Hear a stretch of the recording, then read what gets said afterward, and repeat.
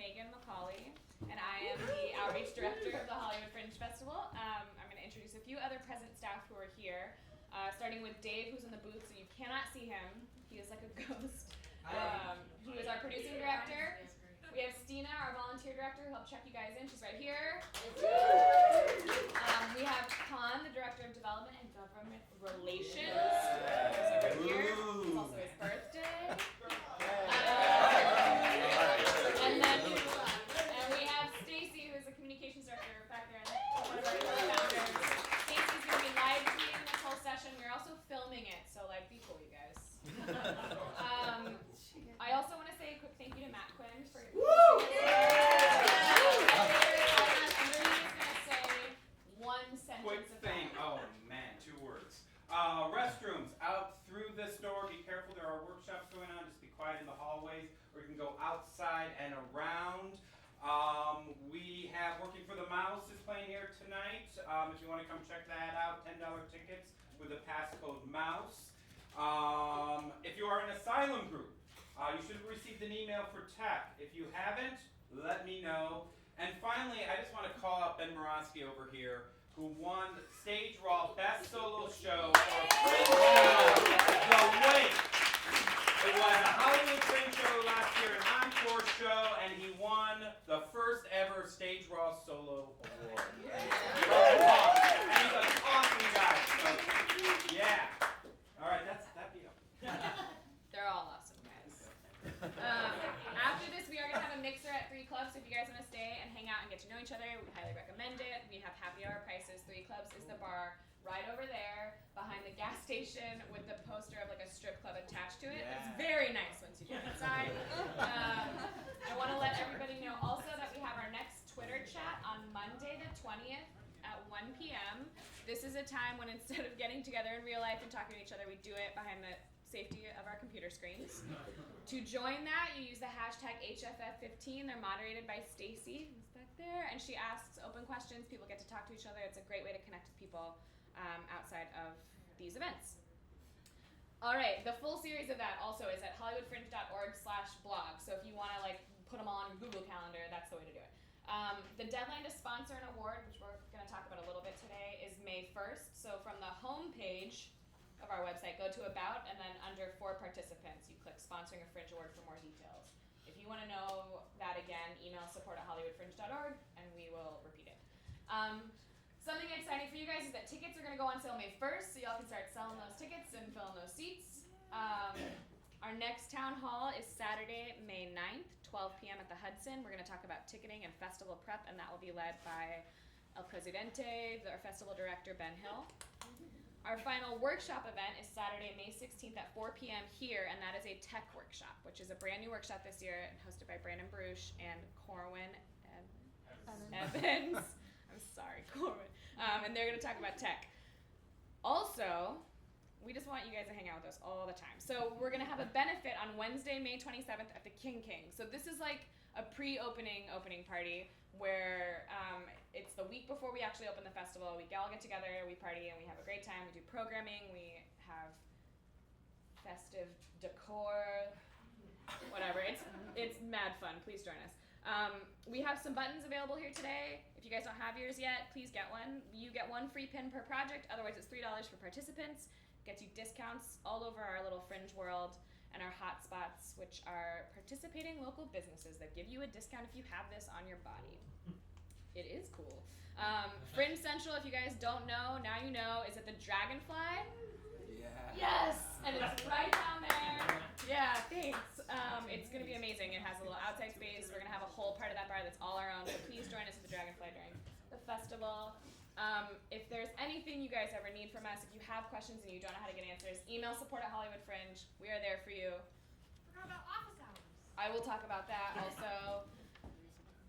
Every Wednesday, and we kicked it off this Wednesday, and I must say, like, full style at 3 Clubs, we are launching office hours, which are casual mixer days every Wednesday at 6 p.m. at different bars in Hollywood. I will be at every single one of them, hosting and talking about Fringe, and it's a really nice opportunity to get to meet other Fringers in a casual setting, and we do talk about Fringe business, but we also just kind of get to know each other. We have a little hashtag called Drinking About Fringe. Yeah. Thank you. I thought of it. Great. And so please join us. Next Wednesday we'll be at Lost Property, which is up on Vine in Hollywood. All of them are really close by in the area, and all of them are giving us like mad specials on beverages, so it's very fun. Is that on the website? All the Yeah, these are all on hollywoodfringe.org/blog, and we update those posts so that if anything changes is on there. Cool. Can I get a show of hands for all of you who are first-time Fringe participants? Yeah. Amazing. Round of applause. That's awesome. All right, so you guys are the real MVPs. That's awesome. And now I'm going to have our amazing panelists introduce themselves. So why don't we start on the end? I'm Ben Moroski. I produced for the first time at the Fringe in 2012, and then I did again last year. They were both solo shows that I wrote and produced myself and performed myself, and was nominated for Best Solo Show the first time around, won Best Solo Show this last year, and got some other awards out of it, and always have a great time at the Fringe. So that's who I am. I'm Michael Shaw Fisher. My company is the Orgasmico Theater Company. We sponsor an award every year. We've done it for the last few years, and I began in 2011. That was my first time. It was the second Hollywood Fringe. I did a play that year, and then ever since I've done musicals. So 2012 we did a show, Doomsday Cabaret, which went on and had a run outside of here, and got nominated for Ovation Award, and did another show, Exorcistic, which also won Best Musical. Won Best Musical just as Doomsday had the year before in the Hollywood Fringe, and that went on outside, and then did other things. We did Werewolves of Hollywood Boulevard, and we're back this year with a new show. It's a one-person show about William Shakespeare defending his authorship called Shakespeare's Last Night Out, or What, You Will? Anyway. Who's playing Shakespeare in that show? That's why the hair is good, Mom. And if you hear it, I'm not doing an Irish accent. That's the original English accent in the show. On to me. Hi, I'm Caitlin. I am the artistic director and founder of the Los Angeles theater company, The Vagrancy. We have done 2 shows at the Fringe last year and the year before. We're not doing one this year. Just like Michael, we sponsor the Duende Distinction, which is an award searching for shows with Duende. We do ensemble plays. We tend to do like new edgy stuff or lesser known works. Both years we were nominated for Best in Ensemble Theater. White Hot won. That also got nominated for Top of Fringe. And then I think McCall won your award one year for most orgasmic performance because she had a very orgasmic scene. And I think we won like lighting from Working Theater. Both years were nominated for Best Trailer. White Hot won one year for trailer. And then like I think Spirit of the Fringe both years nominated. So yeah, that's all. I'm Jeremy Aluma, and I'm the artistic director of 4 Clowns. And we did the Fringe the first 4 years, so we just missed last year. And I've directed 4 shows here, produced 6. We've won 7 Hollywood Fringe Awards, and then some of the other like Best Props and a few others, including Top of the Fringe in 2011 with our version of Romeo and Juliet. And as well, we've taken a few shows after the Fringe to other Fringe festivals around the country and other venues in Los Angeles. I'm Monica.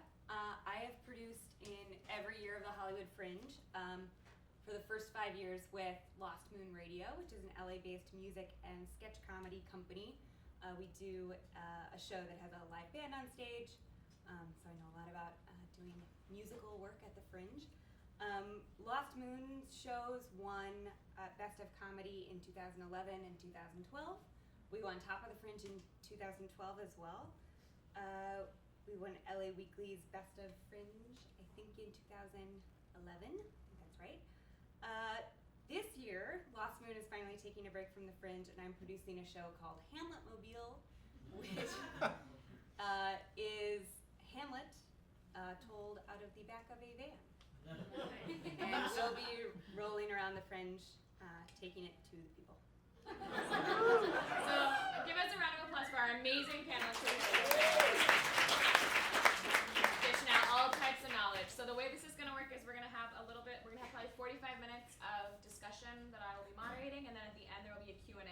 So if you hear something that inspires a question, save it for later, and then I will call on you. Thank you. All right, so our first, I thought that would be funnier. I'm sorry.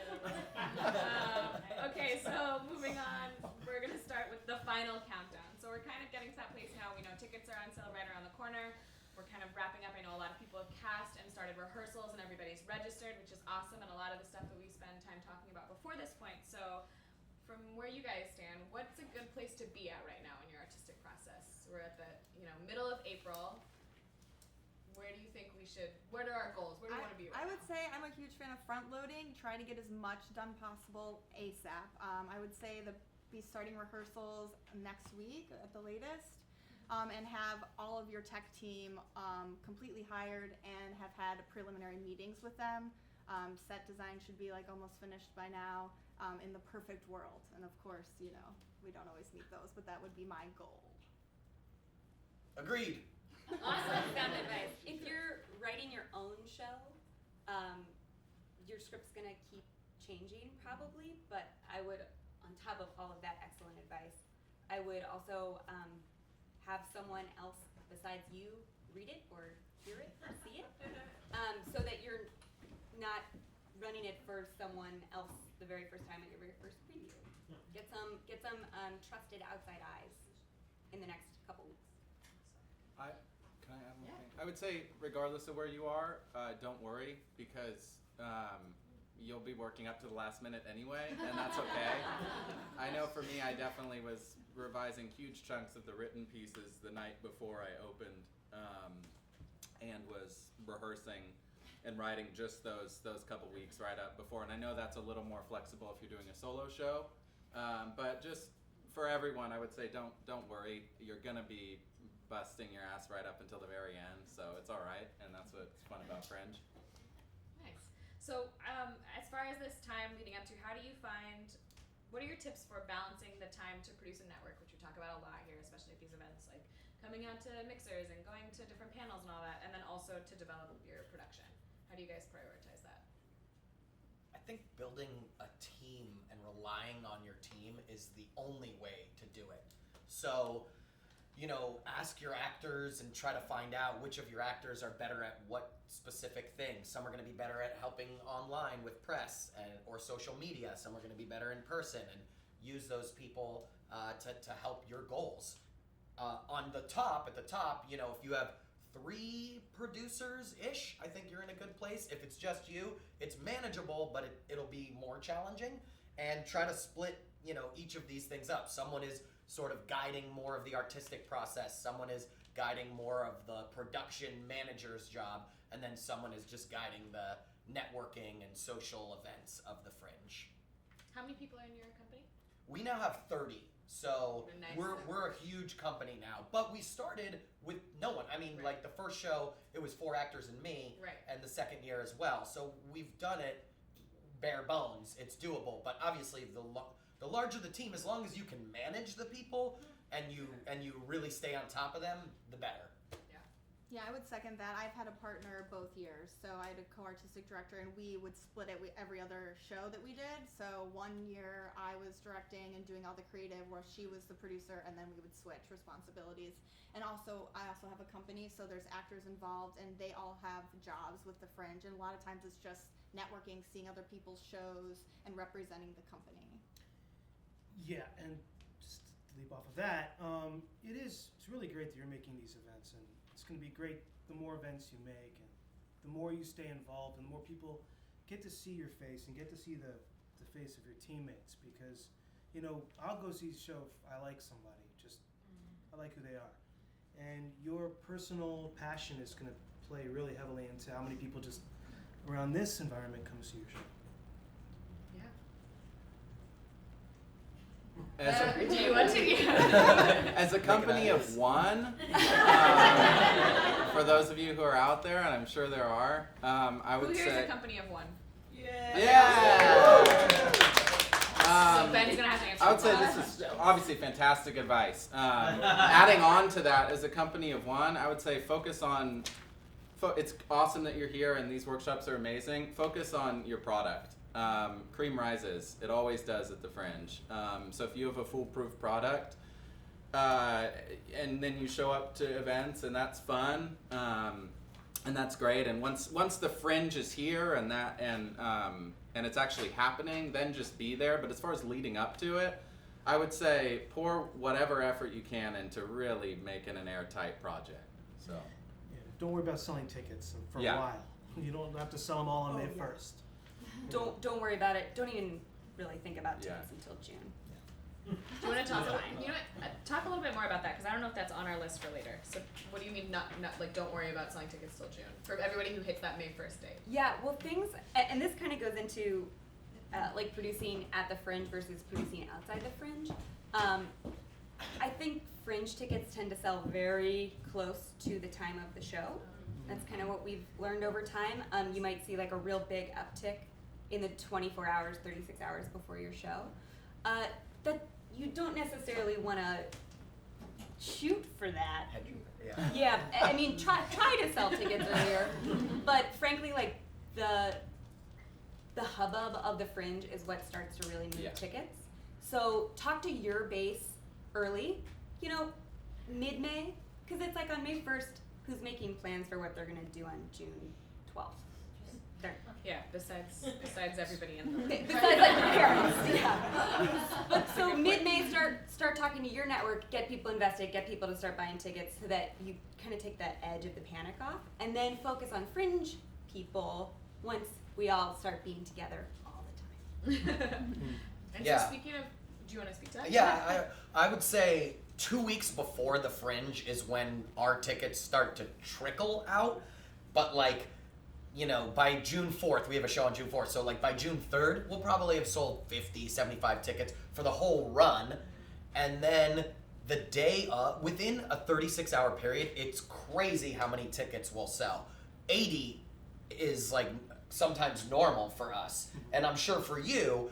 But the hard thing is for you first-time producers, you can't count on that because you're not going to know until your first or second show if that's the trend. But then if that's starting to happen on your second show, you can kind of count on that to happen. What I will say is filling the house that first and second show is the most important thing you can do in terms of tickets. And that means if you have to comp 40% of your house, that's not bad. Because if people are starting to talk about your show after the second one, then the rest will start to come, if it's good. So that'll help you know if you have a good show. How do you comp people and get them to come see your show for free without frantically begging people? Which is what I do to get all of you here to events like this. Thank you for coming. I mean, comp swap is really the best way. You reach out to somebody's show and you think it's interesting. You're going to want to see it anyway. And you say, hey, would you be interested in seeing my show and doing a thing? And you get comp swap. Yeah, that's good. Reaching out online. There's a Facebook group. There's Twitter groups. I know whoever's in the asylum, Matt Quinn's just started a Google group for the asylum, so I'm sure people will be talking about comps on that. And then, the people that you meet and mingle with, definitely go see their shows, like Michael said, the people he likes. And, try to get at least 20 people from the Fringe at your first 2 shows, no matter the size of the venue, I think. Yeah. Comp other participants early so that it doesn't then late in the run look Yes. like, oh, I'm panicking, now come see my show for free. Build it into your budget. And again, if you're doing new work, you think you might be making changes during the Fringe, at your preview, you should again have more people whose notes or advice you trust, so that if you want to hear it, you can ask for it. That's what we do. Yeah. It's a slippery slope too. If you guys are doing a technically heavy show, how many people here are doing a technically heavy show? Because I wouldn't even pursue this. Emily. Of course it's me.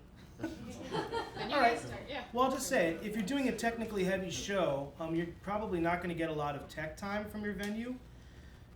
You're going to get an astoundingly small amount of tech time for your venue in some cases. I mean, for a one-person show, it's great. But a lot of times if you have a band and you have other elements come in like musicals, you may really end up wanting more of that. So I would invite people, but if there's specific people like critics that you are worried are going to get the wrong idea of your show, because a lot of it's just going to be struggling. I mean, essentially by the time you get through Fringe, your show will be ready for a real run. So, you know, as long as you have understanding and you set that in the beginning and you tell people, guys, okay, we're dealing with these technical things, this is a preview, and and we ask for your patience. So People tend to be good about that. cool. And we're going to touch on that a little bit later about extending runs after the Fringe. But for this point in time right now, as a first-time or early producer, like young producer, what would you be doing right now for marketing and spreading the word? In April, Graphic design, like I mean, some of you already have put out ads, so you've probably already passed that point. Photo shoots, getting your trailer ready. If you're going to do that, I would highly recommend having a 1-minute bomb-ass trailer, getting, you know, pictures of cast out there, or if you want to do a design, either way.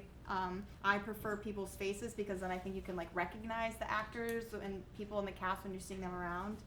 And be like, oh, I saw you, or whatever. But yeah, definitely starting to do all that. I don't know, I personally think, and Jeremy actually taught me this, my mentor of the Fringe first year, to like really blast it out right before, instead of kind of the slow burn, which you might do if you're producing outside of the Fringe, but you kind of want to hang on to those things and then just boom, pop it out everywhere, like right before, and hit it hard. But preparing all of those images and social media content to be able to just like bomb it. And photos are the biggest thing, like social media wise, that work. Vines, videos, texts, nothing is even comparable to just a great photo. And I think you guys did, like, you're posting the pictures of the people announcing this person is in the cast, and then, you know, tagging that person, and then everybody likes it. So you could do that if you, I mean, for your one-person show is harder, but however large your team is, announce your lighting designer, announce your producers. That's, you know, already 12 to 20 posts for a lot of you. That's going to kind of give you a lot of content the 2 weeks before you open. Yeah, and we prepare all in advance. So we have like a social media calendar, and we know when we're releasing it. So in April, you're not releasing it now, but you're preparing it all. And so you're like, we're letting, you know, tech announcements start this day, and then cast announcements starts this day, and then character shots, then this blog, like whatever it is. Do you use Hootsuite? We don't. Oh, okay. But that sounds exciting.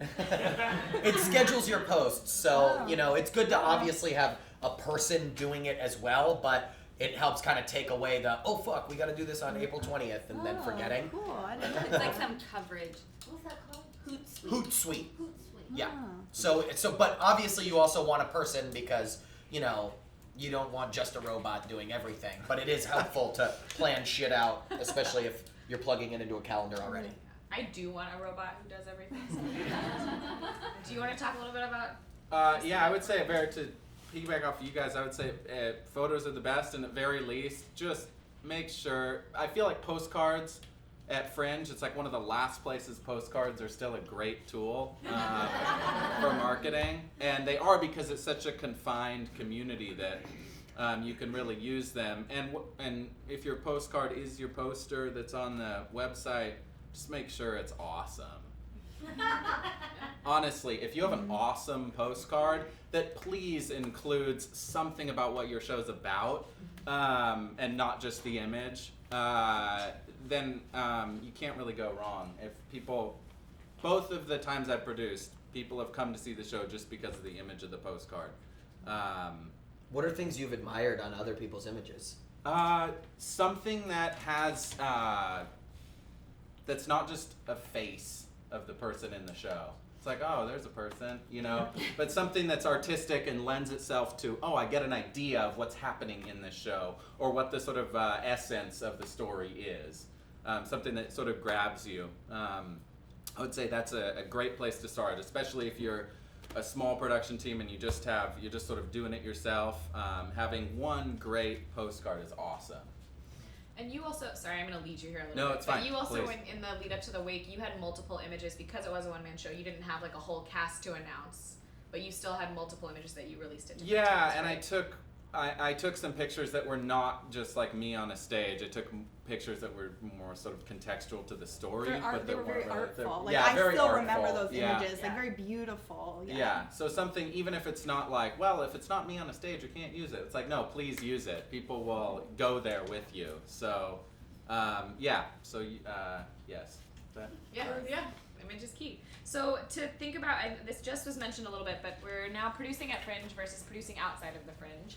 They are a little bit different, and we've already heard a couple of ways in which that is the case. But do you guys want to talk to some of the other things that are really different about producing this particular time of the year versus any other?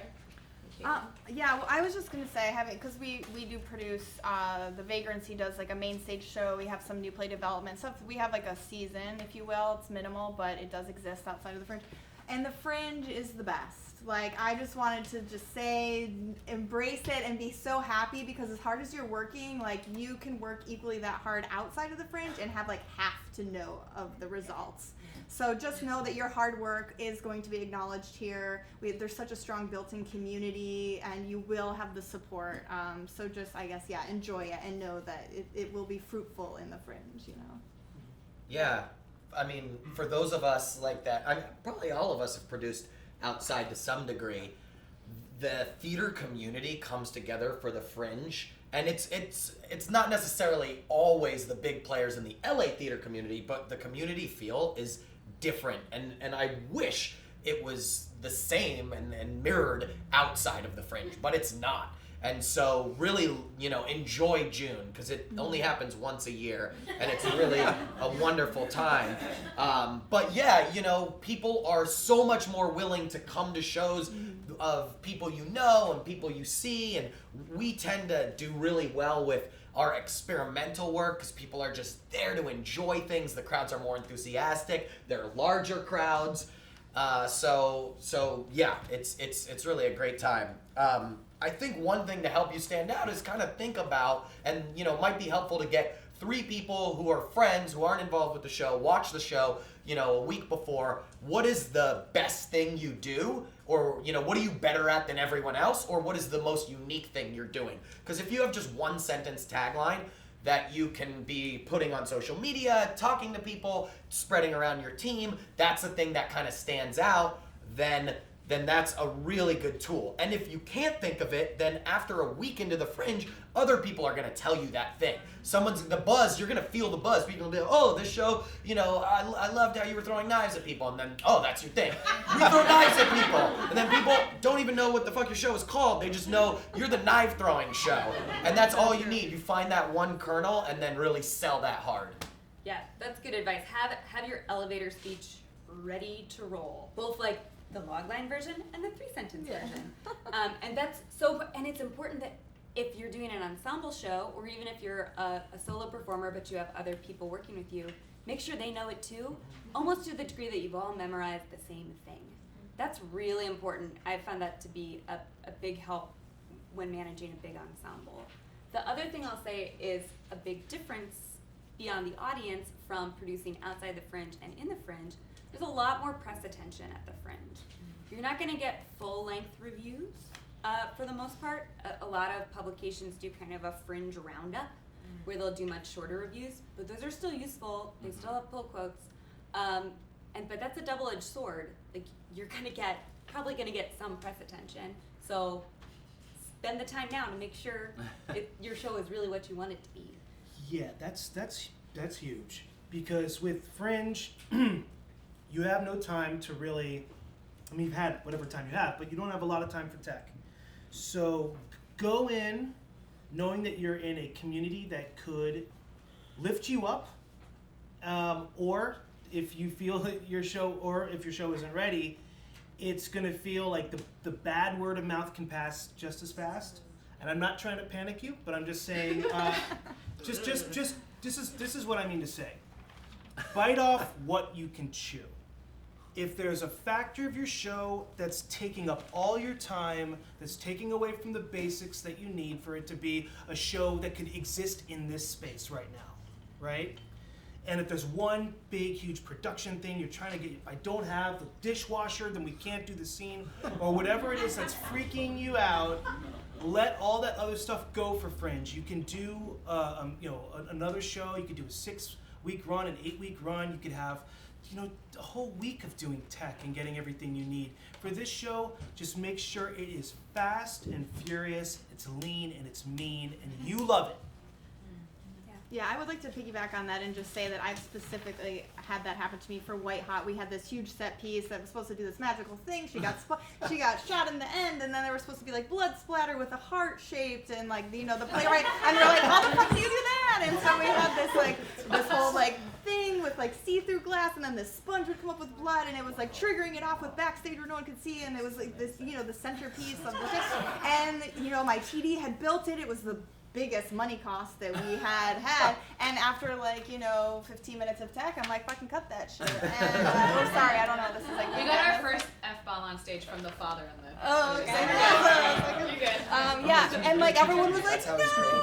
no one wanted us to cut it, but in the end, it was the best decision because we didn't waste all that tech time. It was like, kill the baby, get it out, and it was, And it was an excellent show. Yeah, and it still had a great climax. Yeah.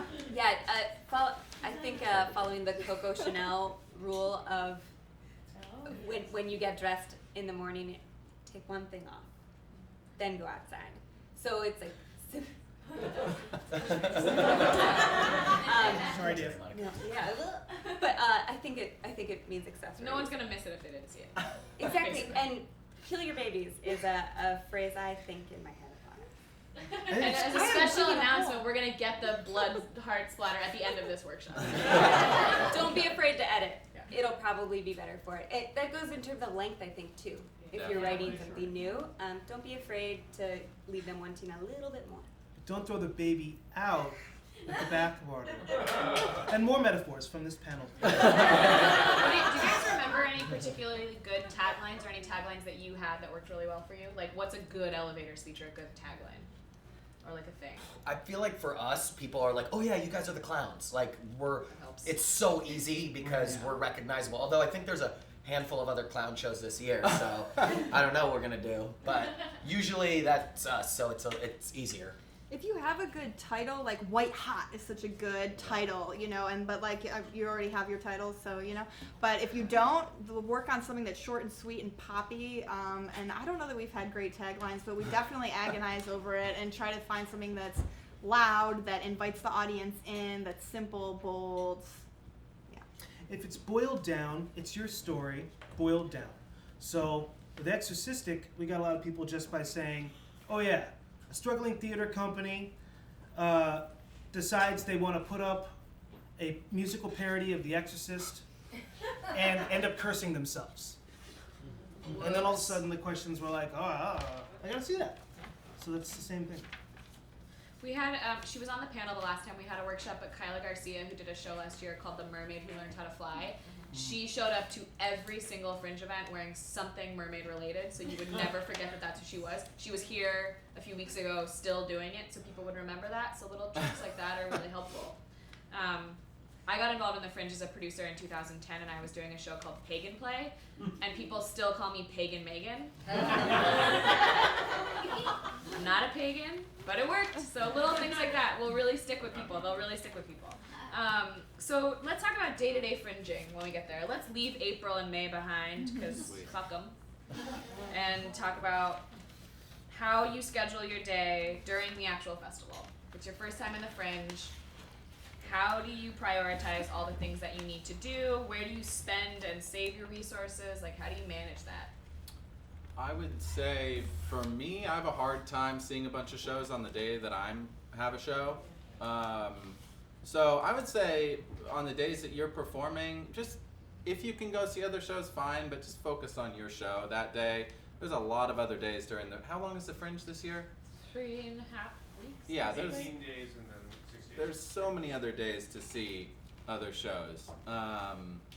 So I would say on the day that you have a show, focus on yourself and focus on your show, and then for the Fringe, the number one thing you can do, I think, is just being at the festival, being at Fringe Central, even if you just get there kind of early and it's like just you. This is like my experience every year. It's like just me like drinking PBR and eating a red vine, but you meet people. Even if it's not packed, you meet people, and it's almost honestly easier to meet people when it's like you're the two people at Fringe Central when it just opened. So, so I'd say be at the festival when you can, and when you're doing your show, focus on your show. So, I have a quick question. The solo people here, Can you raise your hands real quick? Do all of you have producers, or are you producing your own? Okay, how many people here are producing their own? Awesome. Okay, good job. Do you guys have, I just want to make sure that you guys have a person who's going to run your box office, and he's going to handle the money, he's going to do all the stuff so you guys don't have to worry about that.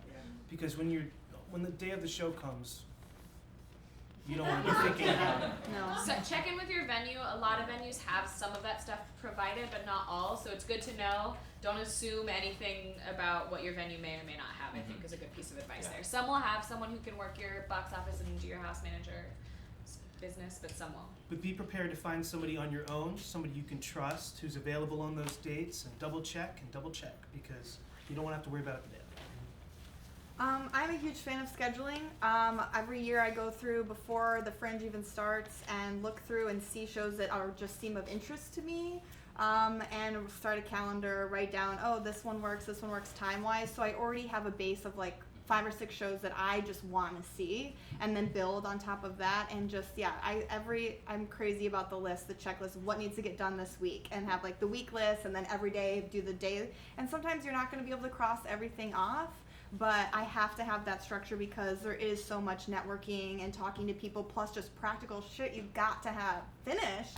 And so that when something goes wrong, because it will, you're able to be like, that's okay, I already did like 10 things to like have that not be a tragedy, you know, I can relax.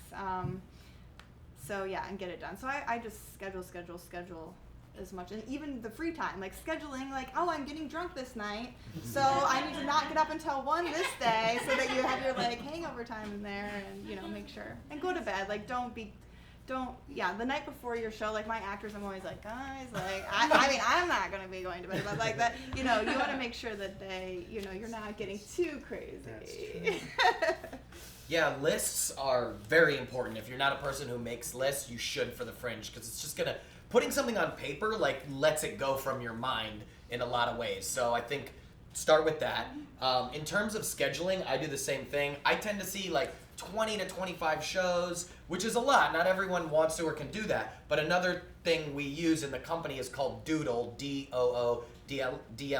It's a website that basically schedules everything out. So you can plug in dates and then see when people are all available. And it's great for like, if I'm not able to see these 10 shows, I email my company, all right, who can go when, so that we can kind of split it up. We also use Google Drive to kind of store everything. It's really easily accessible. You know, creating lists on a spreadsheet on Google Drive is great because you can, when you update it, it's live for everybody there. And we use a Google group, which is just one quick way of emailing your entire group by just sending it to one email.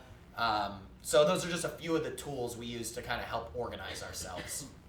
Yeah, I have 2 thoughts. These are all great thoughts. One is that identify like the key Fringe social events, and I'll identify them for you. It's all the parties on Wednesday nights. Those are a big deal for networking during the festival, and put those on your rehearsal calendar, production calendars, so anybody involved in your show knows about them, and they know about it from like the very beginning of your process. The other thing is, I was just thinking about it, I've only had a 9-to-5 job during Fringe 1 year, just because of how my life has worked out. So when I was doing more like contractor work, I was really careful to let the people I worked for know what to expect of me during June, and that really made my life easier. So I would recommend taking a good hard look at like what your work schedule looks like, what the other demands in your life are, and thinking ahead of time how you're gonna fit those in, like as you make your schedule. I also make a calendar of all the shows I'm gonna see, with like, oh, maybe I'll do this or this, you know, options. But yeah, make sure the people in your life know what to expect from you in June, so that you don't go through the Fringe feeling like, oh, I'm not doing this, I'm not doing this, because you can get wrapped up in it real quick, which is fun, but you don't want to feel like you're letting people down. Yeah, it's a fun place to bring people from outside of your fringe world too. A nice way to make the rest of your friends think you haven't forgotten about them. My tip was going to be go to the bathroom before the show starts. Yeah. It's easy to forget because you're like running into all these new friends and all these new people. So that's my very simple tip for managing your life. Just pee first. Yeah, go ahead, please. The nice thing about, I would just say, you know, some people, and I run into them every year at Fringe, are, it's like, oh, have you seen any of the shows? And it's like, nope. Like, it's like, oh, okay. I feel like some people treat it, because it's such a big festival, some people treat it as, well, I'm producing at the Fringe, and then I go and do the rest of my life, and I just come and do my show and I leave. I would say embrace the Fringe Festival. It's the best way to have the best experience producing your show, is being there. Even if I'm like, networking is not my favorite thing, and I think it's hard a lot of the time, especially if you don't know anyone, to just like go and like hang out and like try to meet people. But it's you do meet people, and it is an environment, and there is a built-in audience, but you still have to go find those people. They're there, but you still have to do the work, and just embrace the experience of June and be a part of the festival. Because if you're not a part of the festival, just produce another time in the year, you know? I mean, you're not gonna get anything out of it. No one's gonna come see your show, and people can sense if you're really invested in the festival. It's fun, so. It's like summer camp. Yeah, exactly. You show up, you don't know anybody, you're nervous about your trunk and what's in it, and you got your canteen and all that crap. And then all of a sudden, it's like you meet the kid next to you, and you're like, oh, you doing a show? Okay, yeah, I'm doing a show. And next thing you know, it's like they met somebody by the campfire, and now you've met 5 people by the campfire, and it just grows. So don't be nervous. In the end, you know everybody, and everyone's crying and singing this, hope you had the time of your life, and really cheesy, awful videos. You're all going to regret. That's so. not made up. It like No, that's not weird. People get upset. Yeah. So, I People mean, are nicer and more sentimental during the Fringe than in their normal lives. Myself included. Especially in Los Angeles. Yeah, it's your crazy. heart It changes grows me 3 as a times. person. And speaking of like people being nice and loving and whatever at the festival, so talk a little bit about Fringe etiquette. Like, how do you be a nice, like, we have a big rule, which is no jerks allowed. And so what are some things that might be good tips for not being a jerk at the Fringe? Like, what are some... Getting your marketing across should be second to having relationship with people. Relationship should be number 1. Doesn't mean you're friends for life, but like really being interested in people. Actually being interested in their show. Not just asking what their show's about so you can say what your show's about. Yeah. Again, you can sense when someone's doing that, and then it's like, well, not going to see your show, you know? Unless it sounds amazing. But usually if the person walks off immediately, it's like that, you know what, even though it sounds amazing, it doesn't sound that amazing, because they don't seem very amazing. But I would say relationships, number 1. And all these people are awesome. So, and they're all invested in the festival. So. Drinking too, I think drinking. Yeah. I Big part of mean, if you relationship. do drink, if you don't, then just showing up Yeah. at Dragonfly and being around helps you. I mean, it helps me be a nicer person, and then to a point, if I like, so I know my own cap is when I turn into an asshole, and so I stop there. Usually, I'll let you know if I. What about etiquette around like plugging your show and etiquette around like giving and receiving criticism? Like when people come up to you, your brand new Fringe friend, and they want to know what you thought of their show. Can I answer the criticism one? Yeah. I love this one. So as you guys I'm sure know by now, there's the reviews on the Fringe sites. I think a lot of people, I don't usually leave any reviews at all because I've been on some award committees, and so I try to like keep my cards close. But some people like just don't leave negative reviews at all. Like if they don't have anything nice to say, they don't say it. It can be really tough when somebody you've just met who's super eager and super nice and you like want to be friends, like doesn't have a very good show. And it's like how do you say that? So when I watch Fringe shows, a lot of times I try to like separate the writing, the directing, and the performance, and then I find like a nice thing to say about one of those things, or to say, you did it. Like that's a huge achievement, and it feels well. But it's If like Monica says that to you during the Fringe, Now you know your cards. you know you're no, you screwed. guys know, And now you know the secret. She says it to us after every festival. We're like, how was the Fringe this week? She's like, you guys made it. Hashtag you did it, guys. Just remember, here's my real point. Remember when you're giving criticism, if you want to be honest with somebody, just remember they worked super hard and they should be really proud of just doing something and come from that place of like support, and probably whatever you say to them will be fine. Yeah, even though there's awards, it's not, I mean, everyone's in the same boat. And you're all gonna sink on the same boat if everyone's just tearing each other down. You don't have to be the New York Times theater critic. You have too much to worry about anyway. So, I mean, and honestly, I think part of it comes down to personal preference. If I don't care for a show, I don't write a review about it. If I like a show a lot, I write a review about it. But like, I don't wanna waste my time saying negative things about shows I didn't care for. I'd rather pump up shows I did like and work on my own show and just have a good time and be nice to everyone regardless of whether I enjoyed their show and it was my cup of tea or not. Yeah. You guys ever gotten any really rough criticism on something you did? Yes. And how did you handle that? We tend to get like 1 or 2 bad reviews amongst a lot of good ones so far. And so it's great to post that one bad review because people love to hate in a way, like especially on their computers because it's so easy.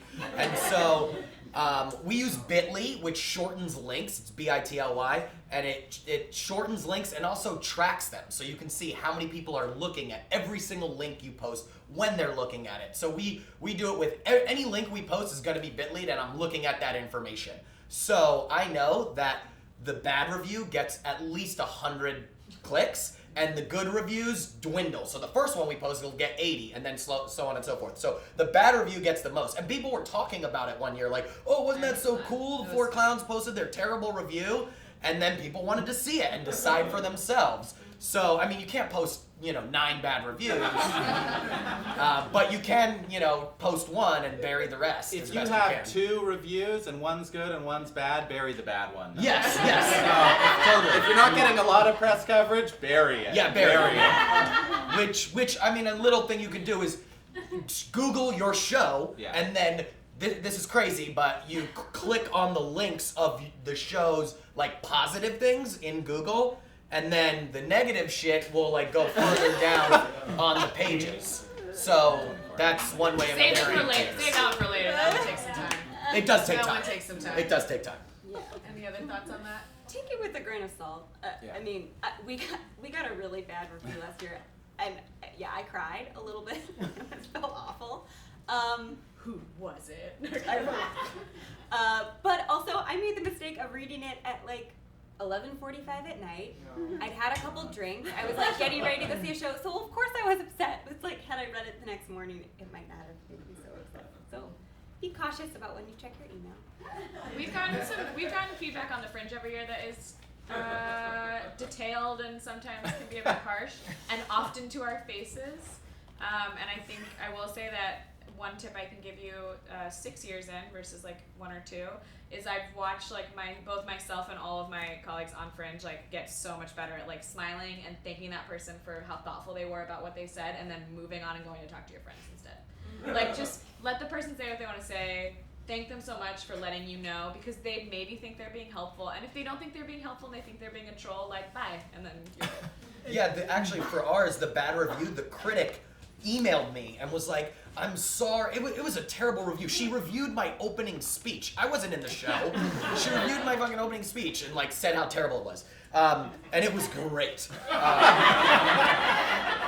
And so she emailed me, she's like, I'm so sorry. So what I did, I was like, oh no, it's great. It actually helped the show. We sold a lot of tickets because of it. Thank you. And it pissed her off so much.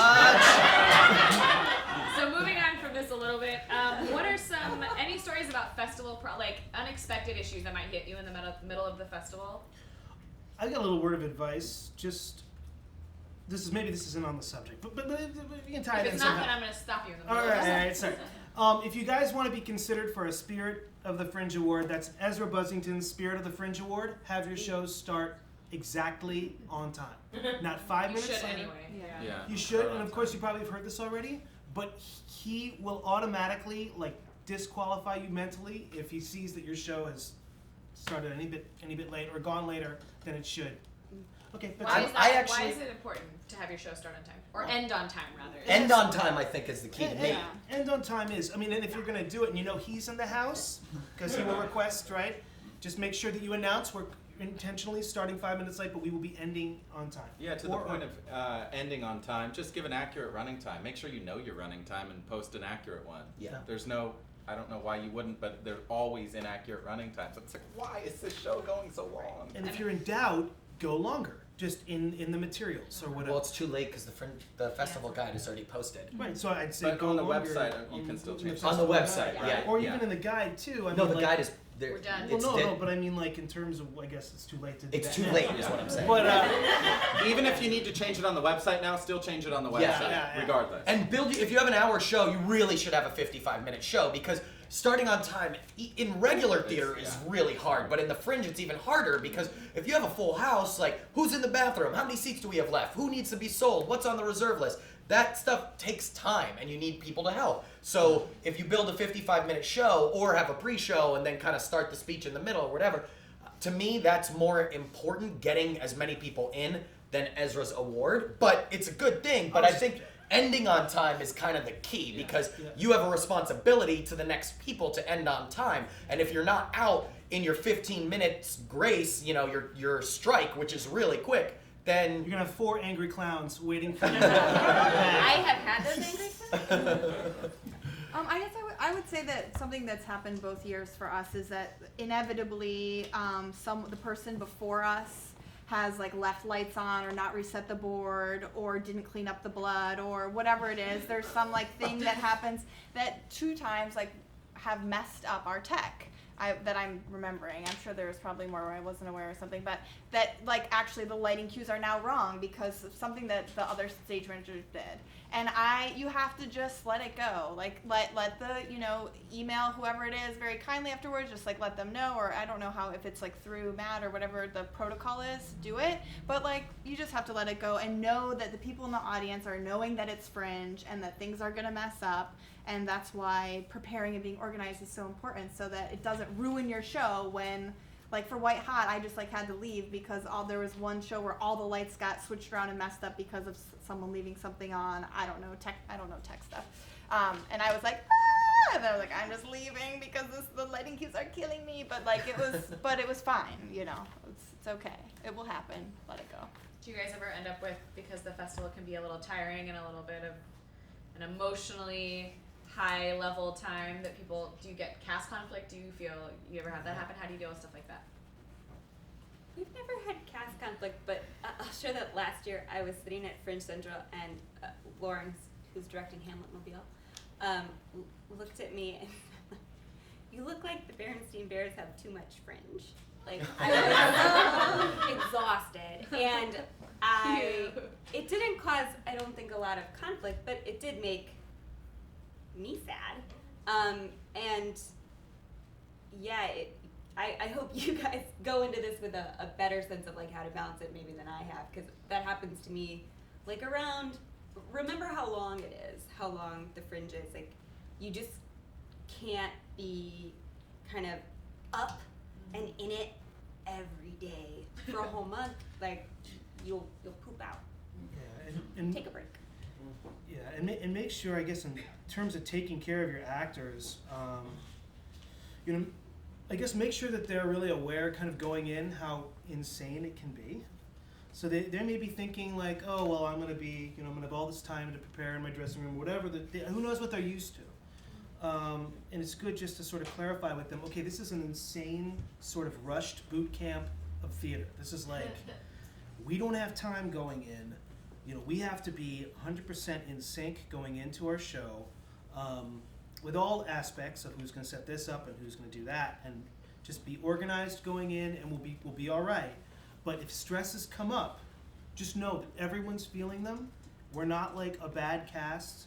All that goodwill that we had in rehearsal, it's still there. It's just a high intensity situation by nature. Any Fringe, Edinburgh Fringe, DC Fringe, this Fringe, it's... Yeah, I would say any conflicts that are public is really bad. So if you're having a conflict right there, pull the people away. If it's in a rehearsal, pull them away. Get the two people, try to talk a little bit to them, separate them, and compliment each of them separately on their own. Because with actors, compliments go a long way. I mean, it solves like 70% of my actor problems, my director problems. So it's really, you know, when people are angry or sad or something, generally, you know, just telling them they're doing great in this moment or their hair looks really good. My hair looks really good. See, it goes a long way. Monica, you did it. You did it.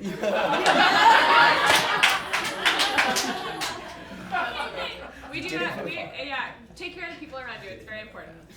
That's another thing I will say after many years that the Fringe staff has really focused on and highlighted is that we are very attuned to checking in with each other, and sometimes if someone encourages you to take that night off, you should listen to them, even though it's hard. I'll be quoted on this like in a few months. Like, you said that you were gonna go home. All right, so let's talk about goals, Fringe goals. And there are, I'm gonna just say two for now, although there are probably more types. There are artistic goals and production goals. And what are the differences and how do you determine what they are? You wanna start? Sure. And I'll say that I just wrote my graduate thesis about Fringe Festival producers. And this is a question I asked everybody is like, what are goals that you set and, you know, what do you do to achieve them or how does it make you feel when you achieve them? And it's interesting how different goals can be. And so there's no need to say like, well, this is my artistic goal, this is my production goal. But I think having in mind like know what you want to get out of the festival, like know why you're here, which I'm sure you all do, but even articulating it to yourself and to the other people in your team, that can be really helpful. And especially in ensemble work, like maybe your director has a slightly different goal than you as a producer, but if you know what her goal, like her artistic goal is, then you can help mesh it in with yours too. I mean, I go in setting pretty specific like ticketing goals in order to hit our budget, in order to recoup our costs. And then artistically, it's like you have to be up to your own standard. But yeah, make sure you know, have a conversation about it with your team. So you're all, if you're not on the same page, like make sure you're at least on pages that are complementary. And I think a good specific thing you said is no, like if you want to sell tickets is like kind of a goal, but like you want to sell enough tickets so that just your cost is covered, or you want to sell the amount of tickets that would also enable you to have this much left over is a good example of that. Yeah. To that point, because you guys produce with Lost Moon, you guys are a bigger company or have in the past, and likewise with Four Clowns. And so I think ticketing goals are a little more necessary as far as like recouping cost for you guys. Not that it's not essential. What are you gonna say? Oh, and we're in very big houses. Yeah, exactly, Yeah, exactly. If you're in a small, like I produce in, I'm not producing this year, but I produce both my shows in the Elephant Studio. I mean, I would have a party if I broke even, and I have never broke even, and I still will sell out, but it's just hard. So I would say if one of your goals is to make money or recoup cost, you may have come to the wrong place. If you're a small production, and so unless you've sunk like your life savings into this, and you have to do it to stay above water, I would say money is probably lower on the totem pole of goals, unless you're in a big company, in a big house, and you can and you need to, and it's a real part of. I'm just more talking to smaller producers who are self-producing. Yeah, we've never broke even. Yeah. Not even close. Not even close. So what are We're your sold goals out in that situation? No. What are your goals? I mean, my goal is to sell a lot of tickets, but I also am not. There's no shame in doing swaps with people and also comping people. And my goal is to produce a really great show. I put the if I can produce an awesome show, I know that people will come to the show. And you guys all produce awesome shows, so you're gonna sell tickets. If ticket selling comes first, don't prioritize ticket selling over producing a kick-ass show. If you produce a kick-ass show, it's not a chicken and the egg scenario. If you produce a kick-ass show, people will come see it. You can have a kick-ass show without selling a lot of tickets. You can't sell a lot of tickets. There we without go. a really great Yeah. show. That's how. Yeah. And having been sort of on the side for the last few years, I mean, the first season I ever did it, I actually made a profit. I made, the first time I did it, it was the Barking Drinks Pig. are on Michael. Yeah, I had no equity actors. I did it. I guess it was like I made like a 30% profit, and I did it right here, in this room. But then I did Doomsday. I lost so much money, and then it was just so much. And then I extended it, and the run was great, and it got a lot of good attention for the show and for me as a composer. But then it was completely just an investment in letting people know that I'm out there. Because I lost more money on the extension. And then when Exorcistic made, not all of its money back, but it made a really good portion of its money back. I was struggling with it artistically as it was going because we had technical things we were working through. I'd say by the end of the experience, I looked back on Exorcistic as being like, oh, that was I met the goals and I didn't even realize I'd done it at the time. One thing is your relationship with your goals. And if you have a relationship with your artistic goal, to know that out of the box, this thing isn't going to be going 88 miles per hour. Like, it's going to have to, you're going to have a preview and it's going to get stronger. Hopefully it'll only take a show or two to get as strong as you want it to be, but you're going to keep pushing and you're going to keep putting that finish line or that odometer or whatever it is a little bit further ahead of you. I love my metaphors. They're all over. beautiful. But as long as you're keeping that pushing ahead of you, and as long as you're making sure you have a realistic idea that you're not going to be hurting too much or too distracted by the fact that you're not selling tickets, you'll be okay. I think just paying musicians is terrible. You have to pay them like $40 each. All right, moving on. Anything else on goals I have on the something top? for Yeah, please do. Yeah. Yeah, And then we're gonna I'm wrap up. reminded, I haven't actually done this for a Fringe show, but I think I'll do it now. I'm reminded of when my wife and I, well, my wife gave birth and I was there. We like set goals, right, of like how we wanted it to go down. And then we had a doula, and the doula was like, okay, I think we had like 10 goals. And then she was like, okay, now take away 3. And then she was like, okay, take away 3. And so by the end, I think we had like 3 goals, and those were our major ones. So maybe you get with your team and put 10 goals on a note, on a note card. Your producer can sub in as your doula, and then take away 3. So you have 3, and then those are your major priorities. I'm gonna do that this year. Fuck it. Really good. Yeah, I think that's a great idea. And I would say that I personally think that artistic and production goals should be equal. One is not higher than the other. And I do think, for me, I always treat preview like opening. I do not give myself that out at all. So I actually want it to be absolutely perfect on preview. Does it happen? No, but having that goal really, because like we said earlier, your preview is when almost all your press is going to be there. You have to sell that night out. You have to get the word of mouth out, even if it's just everyone's free there. That is your day. That is what's going to really determine the rest of your fringing. It's hard to recover from not having that preview be out the gate. So yes, forgive yourself, I think, if it's not perfect, especially if you have a lot of technical elements. But those are good goals to have, to sell that out and also have it be artistically kind of perfect for what you're Yeah, looking for. I agree, and I feel like the difference is that Michael has lots of tech and lots of music, so he gives himself that leeway. But if you don't, you shouldn't. If you should make it the best show because it's opening night in preview week. And I've completely stopped doing those kind of shows. Never again. I'm doing the stripped down shows so it can be like what you're saying. I think it comes down to this in terms of ticket sales. It's a lot more fun to have a full house. Yes. It just makes your experience better. So it's like selling tickets is not just a pathway to recouping your money or filling the house, because you can think about it through comps and discounts too. But yeah, it's more fun when it's full.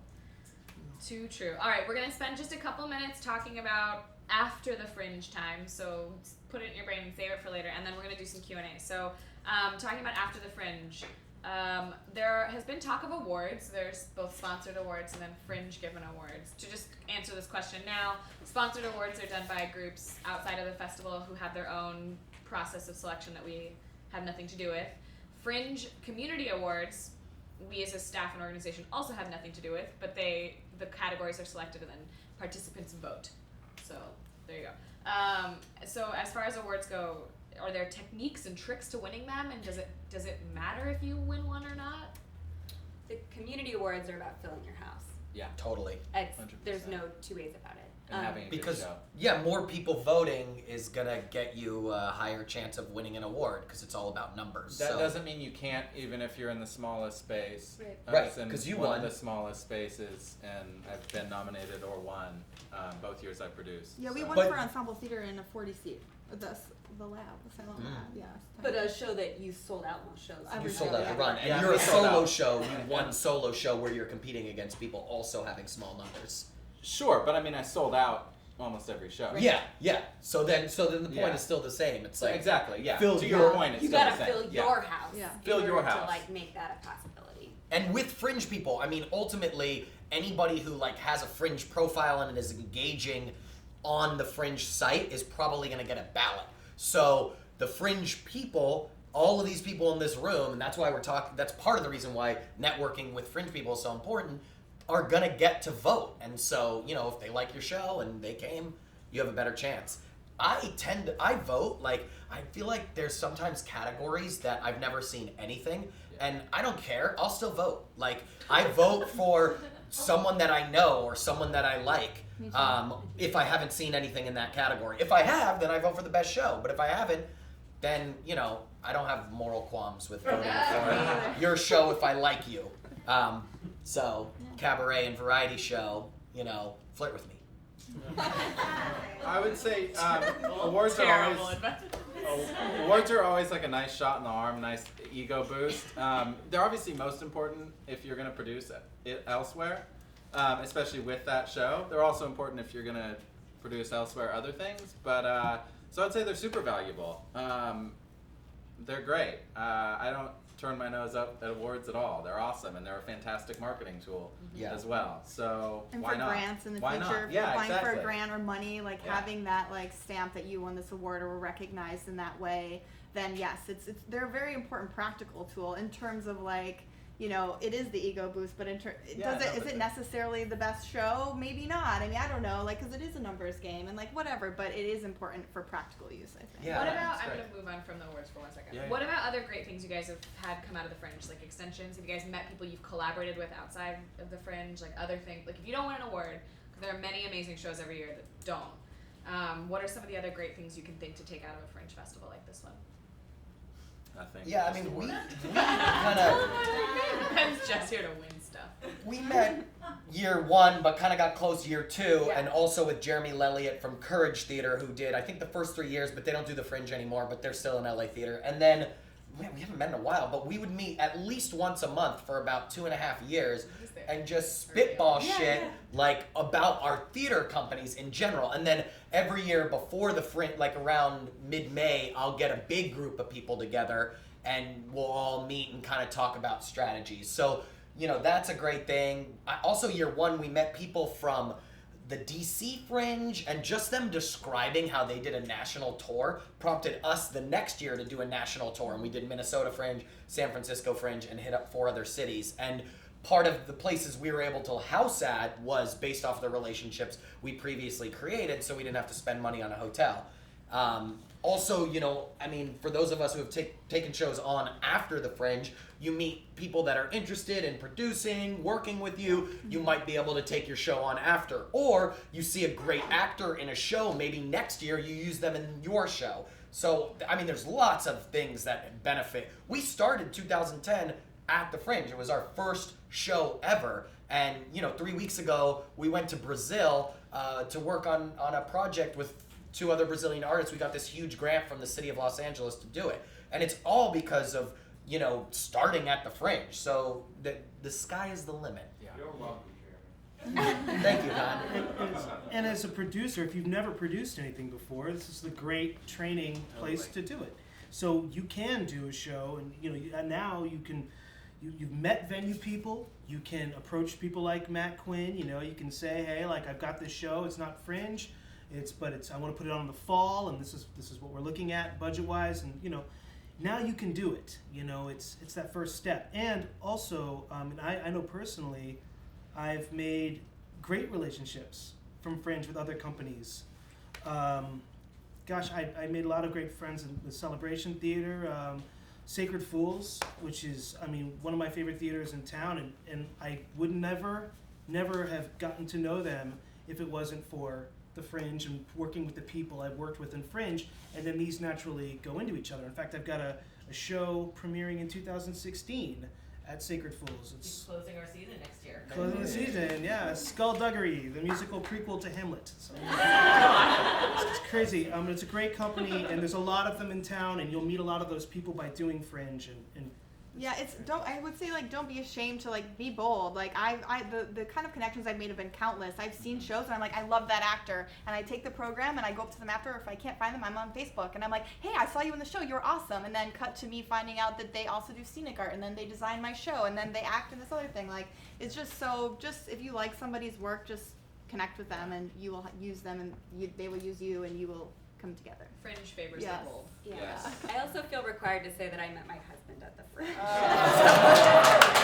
happens. Let's end it right there. That was fantastic. Okay, big round of applause for our panelists, you guys. Thank you. And now, we're gonna do a little Q&A. So, and then I want to remind you guys that after this, we will be going over to the 3 clubs to do a little mixing as well, if you want to join us there. And we will end this promptly at 4:30. So we have a little bit of time for questions. You want to go ahead and start first? When you do your question, do stand, say your name and your show, and then go ahead and ask. Okay, so my name is Charles Marina. My show is called 33. Guys, is turning 33 this year. And my 2 quick questions for Ben. You said that you were nominated. How many shows did you have when you had the full house? So we know. Like how many performances Yes. did I do? I did. I think I've just done 6 performances each year. The first year I did 2 previews and 4 during the festival, but the festival was shorter. And then last year I did 1 preview and 5 shows spaced out during the run. Thank you. And my last question is, when you said pictures from the show, don't put pictures of yourself. Like, what should I put? Like picture of my big nose? I didn't mean. I just meant maybe think outside the box a little bit. Okay. Just to sort of give an essence of what your show is about, rather than just that you are in it. If that's helpful at all. Well, like Is your big nose part of the show? To give it specifically. My solo show last year was about a guy I was a fling with a dead girl for a weekend. But it's just me on stage. But for my production photos, I had me with this. She wasn't dead, but me and this girl in a bed. So it was not on a stage at all. We shot it in my apartment. So it's that sort of thing. And Yeah. you can look him up on his profile too. His Yeah. friends, They're they're really beautiful. They all Yeah. still exist. Yeah. it's got to jump out at you. Hi guys, I'm Elizabeth Hinkler, and I'm doing my sister with my twin sister. And I have 2 quick questions. So the first one is, so we were all received the pretty little Fringe buttons today. What are the discounts exactly that go to that? And then my second question is, all of you say that you can't have late seating or whatever, start on time. So what do you do if there are latecomers? You just not have them?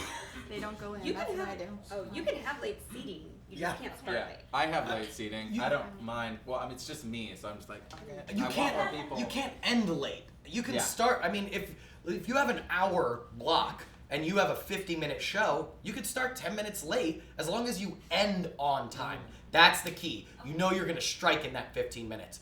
We love late seating because we interact with the crowd, so we fuck with people when they come in late, and it works for our show. Her shows are really dramatic, and if people enter late, it's gonna kind of tarnish the feel, right? Yeah. So they Oh don't yeah, do you it. can't. Yeah, it won't be bad. So it depends on the show. But with what Jeremy says, with the caveat, if you know that it's going to be starting late and they don't understand that they think it's going to go over, right? You want to sort of calm all fears of that before it starts, so they don't sit there throughout the whole thing being like, is this thing actually good? They don't want them focusing on the show. To make this point crystal clear, the reason we say you have to end on time is because the shows are all stacked throughout the day on top of each other. A lot of people will schedule many shows, so they'll leave if you're not ending on time because they don't want to be late to the next thing. It's a courtesy issue. Right. The button gets you discounts at Fringe Central when we are open. It gets you $1 off every drink at the bar. Sorry? Or more. or more. $1 minimum, but the drinks are cheap to begin with. They also get you discounts at what we call fringe hotspots, which are different like bars, restaurants, and services around town. Those are all on our website at hollywoodfringe.org/hotspots. Yep, Con's nodding, so I got it right. And what else? They get you $1 off every fringe bought ticket on the website. So a few other things. They'll get you discounts on those. Yeah, you're welcome. Right in the front. I'm Emily Dawn. I wrote and am producing and acting in Spider-Apocalypse, a low-budget horror film for the stage. I live for that laugh every time. And we all know in live theater anything can happen, especially something like Fringe. So what's the most like unexpected disaster you've had to deal with, or the craziest thing you just never saw coming? Our pianist pissing on stage. Oh, nice. Yeah, it wasn't at Fringe though. I won't tell you the venue it was at because it was pretty prestigious. And he was drunk and pissed himself. So we don't work with that guy. Actually, it wasn't an accident. He consciously chose not to leave. So in a sense, there was honor there, you know, because he didn't want to hurt the show. And then we had an 8 p.m. performance that evening, so that was fun. I had to buy him new pants. Speaking of urine, Anybody else got something? I had somebody urinate in the house during the show. What? Matt Quinn. Okay, no more urine stories. Go ahead. Yeah. The first year I That produced. never happened here. The first year I produced, my the person running my lights didn't show up for one show, so I was running down the sidewalk, and Matt Quinn, who I was produced. This is not to hawk his services out, but he ran my lights for me on the fly. And then last year, someone walked off with my tech book, so we had to tech in like 5 minutes before the show again. So shit happens, but it's okay. It's Fringe. I had costumes no show and once. Yeah, right before, like literally, and we actually had a pre-show, so actress is on stage as everyone's coming in, and she had no costume, so we it was that thing of like we have to start on time because our show was like just enough, we couldn't start late, and yeah, it was kind of tragic. But Did they come eventually? She came eventually, but she did not have her full costume. Like they just like winged it. She wasn't wearing what she was supposed to wear, and it was like, and then for the next scene, she just changed backstage when she could. But there's like that. That's Fringe panic, though. you Still know? do the show. If you can still do the show, do the show. Isn't there a metaphor for that? Just turn the lights on. In the white. Perpetual Next panic. question. Yeah. My name is Lee Curran, and my show is called Why Water Falls. I have another question about time. If the show before you is late, how do you start on time? Ooh. So that's, I mean, I would say at 5 minutes till, I'm kind of, okay, so I will, when their show is ended, they have 15 minutes to strike. Right. So 5 minutes before they're supposed to end their strike. In every venue. Oh, is that true? I don't know. Every venue looks differently. So just to, but go ahead, sorry. Like, towards when it's getting to our time that we have in the space to be in there, 5 minutes before that, I'm watching. Yeah. And I am helping if they need it, and I'm getting my people to help. Like, what do you need? Let's help you. Let's get this done. We got to start on time. Yeah, because being an asshole's not going to get you anywhere. I mean, be assertive, but be kind. And then, like, so they're ending late, and it sucks for you, but, like, if you get them out of there faster, then you get in sooner. Exactly. Get everyone into costume. I saw people from White Hot. Like, I saw actors, like, just, like, naked, like, putting on clothes in the street outside. It was like, We have people arrive in costume, even. I feel like I can say this. I think we have had that scenario, both like Jeremy and Michael and I have all like either done that to each other or done that by each other. I need just 5 more minutes, please. Yeah, but it's like talk to the venue manager immediately when you realize like why aren't they done? Find the venue manager calmly and see if they can help assist you too. Because maybe it's like throwing more hands on deck can help too, like that the venue can throw. And then find their producer immediately and calmly. What can we make happen here? Can we start setting up before you totally clear? Because that might be possible if they say it's okay. Right. Yeah, I'll get in touch with the people before us and after us that we know. I don't try to reach out to everyone because that's impossible. But if well, you're not going to be, but if Michael's before us, let's say, then I'll talk to him, and you might get 5 minutes extra, or they might need 5 minutes extra. You can help each other. It's not a bad idea to reach out to the people before you and after you, prior to the festival, because you're on the same team. Yeah, exactly. You're on helping the space. So just to be clear, there's 15 minutes at the end of my show, I mean, to get out of there, right? And there's 15 minutes at the top of the next show. This is something you should talk to your venue about, actually. but because every not show has to get at every- least a half-hour buffer, right? I don't know. Every venue schedules, yeah, most of them are gonna be that way. Most of them are gonna be that way, but not everybody will be necessarily. So that is something to ask your. Oh, and coach. I would say one more thing about that is I know for us, we getting that 15 minutes, like your load in, that should be teched. Like you need to rehearse that. That is a dance. Like everything is like boom, boom, boom. This person, I mean, everyone has the exact sign of like I'm plugging this in. Now I move this 3 inches here. So that include getting in and getting out as part of your show. It should be rehearsed with everything. Awesome, thanks guys. Right here. Hi, my name is Leslie, and I'm doing B, Jesus plus drugs equals beauty. And my question is, what is your best piece of advice for first-time fringers? Get that house full those first 2 nights. That is the most important thing, whether you have to comp or not, or how much. I have comped 40% of our house, and we sell out our runs, but I still front run. Yeah, me too. I've come to more too. So fill your house the first 2 shows. Be at the festival. Be there. Be present. Have fun. He said meekly. What was that? What did you say? Have fun. You wanna go to the next question? Back there. Yep. Yep. Hi, my name's Tom Jello. I'm directing a show I wrote called Mutations. My roommate Nick is producing. We're like 2 early 20-year-olds who are paying out of pocket for this. And Yeah. So our budget is pretty much non-existent. So I guess my question is, if we had to pick 1 or 2 outlets for advertising, where do you think we would get our most bang for our buck? Are you doing postcards for sure? Well, I don't know. Should we? Yeah, I think Yes. postcards to me go a lot longer than the ads on the sites. Yeah. Agreed. You It's don't hard. need more than 500. That's my personal. I have so many postcards from my More shows than $500. sitting at I my. think $500. No, 500 postcards. Like I the first year I got 1,000 and I still have about 500 in my apartment. Like what am I do doing? 5,000 and we get them all out. Yeah, but we have but 30 I'm people a one-person distributing around show town with so. one person producing. It's your business card. Yeah.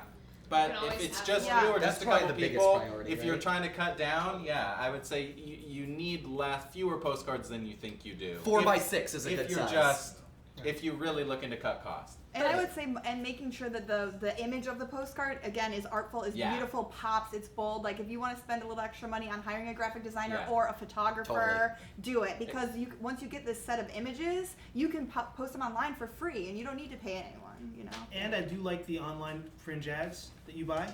On are the Fringe website, On the Fringe yes. website, yeah, and Me too. there's a couple on the side there. It's good exposure. Yeah, I've never bought any ads anywhere else, just in my personal experience at the Fringe, and I've done fine. You can regulate too how much you want to do. So Yeah. it's like, it's not like 150 I got to pay so I can be in some magazine or something like that. You're just doing, okay, I want to do 25 now or whatever the levels are for. The Fringe website ads are sold by impression, so however many times somebody sees it is however many you get, and you can buy a really small amount at the top if you want, and then re-up as you go. And that sees it, not clicks on it. Right, Correct. and link to your Fringe page Yes, if you do that. yes, I yes. like Yeah. even we have a great website, but I don't link to the website because I want people on the page with all the info buying the tickets. Yeah. I just clicked on a link today that I liked, and it went to their personal website, which didn't even have ticket information. And I was like, oh fuck. And I would say, even though Fringe says you have to buy, 50% of the tickets on Fringe, right? On the Yes. site? At least 50. I would say as many as you can on Fringe because that's when you really can see everything at once. Totally. It helps. Yeah. It makes it so easy just to click on and be like, oh yeah, we're making. Yeah, the back end is great. Yeah, Yeah. I Back would say end do of Fringe. 100%, Yeah, especially the ticketing if website's great. if you're new to Yeah. producing. Just Awesome. put them all on the Fringe. Yeah, to make your life it's awesome. To easier. clarify, You can discount yeah, them. what we're Website's talking about so is where you sell your tickets. Yeah. It's a whole other thing. Next question. No, that's okay. I'm gonna go over there on the part. Yeah. Yep. Yep. Okay, cool, thanks. Hi, I'm Kelly, and I'm putting on the Count of Monte Cristo musical. Hello. It's my birthday today. Happy birthday! My question My is, God. and this is actually a really good one for today. I am just like overwhelmed with birthday messages on top of like printing my books. On top, and I'm like, I know this is going to keep happening. I know that it's only going to get busier from this point out. So, You're right. where do you go? How do you find time during the week to just like ask, like give yourself an hour? And what do you do? Crap. That's what An I hour do. to not go crazy, or like an hour to okay, yeah. Just to kind of, be in tune with yourself, because I'm also being artistic.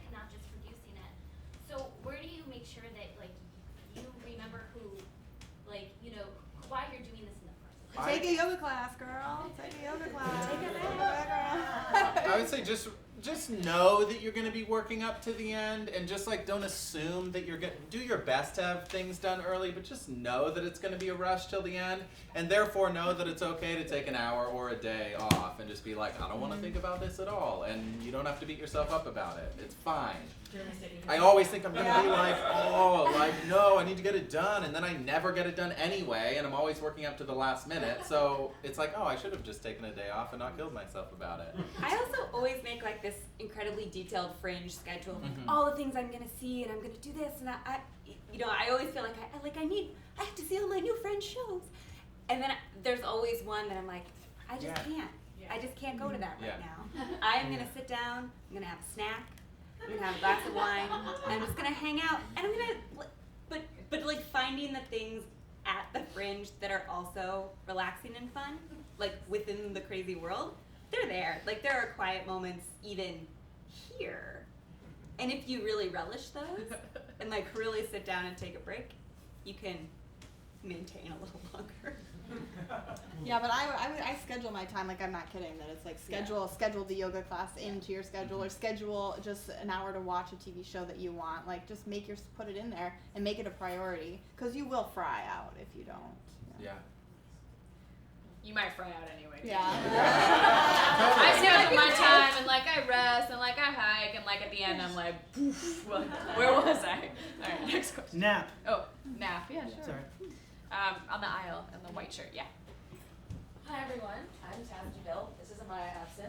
We're with the Brazen Booties Burlesque Variety Troupe, and we're doing Booties Playhouse, a kid show for adults.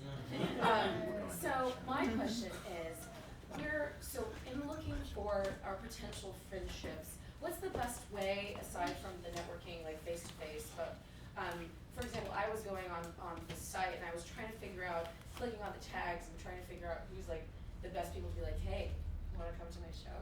I'll come to your show. And somehow get that sex through. Yeah, if you do that. I'm not sure. My advice would be to find, like, I don't know, what section are you in? Are you like in ensemble theater? Are you in solo show? What's your thing? Cabaret variety. Okay. So what I would do is be to find somebody that is not in the same thingy-mabobber as you, but has similar themes, and that so maybe you like the same type of stuff, and connect with them, and even potentially cross-market. Like, hey, your audience might like our show, but we're not, in the same. It's something different. It's not the same thing, and reach out to all those people. What venue are you in? We are at the Complex Ruby Theater. Yeah, I would look to your venue. I've never done like a cold ask of somebody to have a friendship with me, like a marketing friendship. I tend to do them with people I know, like Jeremy. We work together a lot.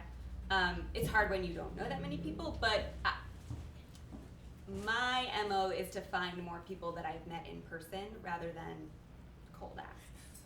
Because then you know what their vibe is and you can suss it out. Yeah, and you don't need an army going in. My first year it was just sort of being at Fringe Central, like the first day it opened, and I met 2 people, and they came and saw my first preview that night, and I'm still friends with them today, and we cross-marketed because we met, and you don't need to cross-market with 75 people. If you can cross-market with one person, it's awesome. And one strong relationship is worth a lot more than spending the time that you could be using to work on your show trying to reach out to people who you don't know. That's just my experience.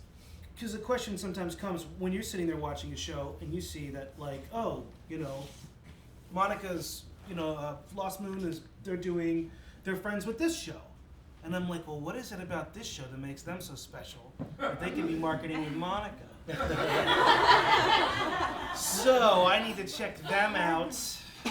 But that's the kind of thing, but establishing the relationship means that they have an insight on what makes a show good. So I guess, going to the office hours and things like that, and really talking to people about the different shows, that really gives you an insight and a face-to-face kind of thing. So it's not just a little message saying, "Oh, hey, your show looks kind of cool."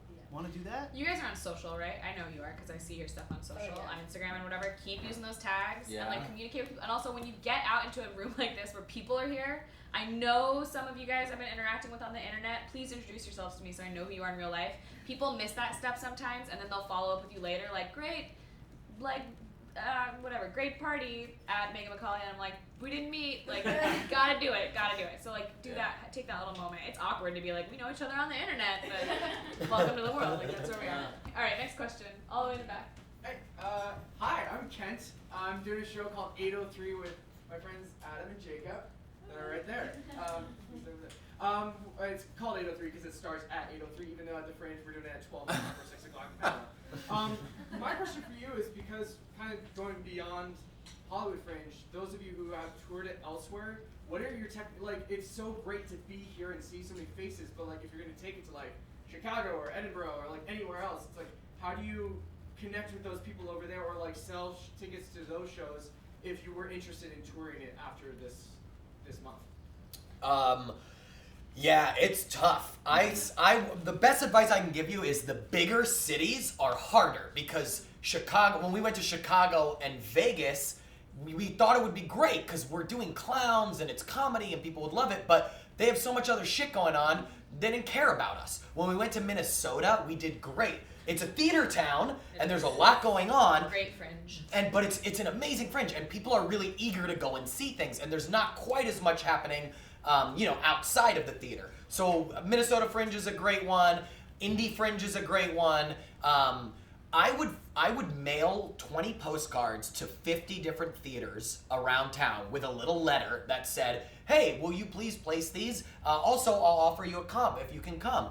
And I don't know, because I didn't walk to those theaters afterwards, so I don't know how many people actually did it, but it cost some money, about $150 to do, and essentially I was kind of like Caitlin said, front-loading my marketing. Once you're there, all these same tips apply, right? Networking, being out there, and if you're in another city, you don't have anything else to do, so that's all you're doing is meeting people and having a good time. But you do still want, we only had, like when we did Minnesota, we had 40 people at our first show, which was great. They did like a Fringe out-of-towners showcase, and that probably got the 40 people, and then slowly we grew to selling out at that Minnesota Fringe. So those are just a couple of big tips. Also press, you can still contact the press, from wherever you are, because you're just emailing and calling them. So you can hound the press from a different city, and it's almost more exciting because you're like, oh, I'm coming from Los Angeles. We did great at the Hollywood Fringe. Yeah. With the great wealth and vibrancy of the global Fringe network, also think really specifically about what you want out of a tour, and so where might be the best places to go. Yeah. Because they vary wildly from place to place in Yeah, audience and scope. Oh, if you, this is actually what my thesis was about, and in it I developed a tool for people like you to use, and if you'd like to be the first person to use it, I would be happy to send it to you. It's kind of a framework for thinking about exactly what these guys are saying, which is exactly right, of which fringes to pick, because that's a big part of it, and it can help guide your search and planning. So let me know. But then it's your turn. Stripes sleeves, yes. Hi, my name's Meghan Dolan, and I'm doing a solo show called Snack. Yay! I'm a first-time Fringer. Yeah. And my question is, you said try to fill, the first 2 nights with comps.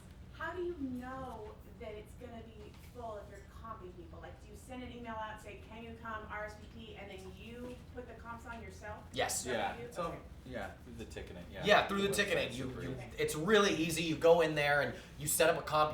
You get their email address because then it sends an email saying you have a comp to this show. Okay. I mean, I'll tell you, people do. Not everyone will come. Some people will say, yes, I want a comp. I'm totally coming, and then inevitably 5 or to 10 people might not show. But yeah, you just do it through the Fringe site, so it emails them. And if you can't fill the first 2, just fill the first one, and the second one will happen after the first one.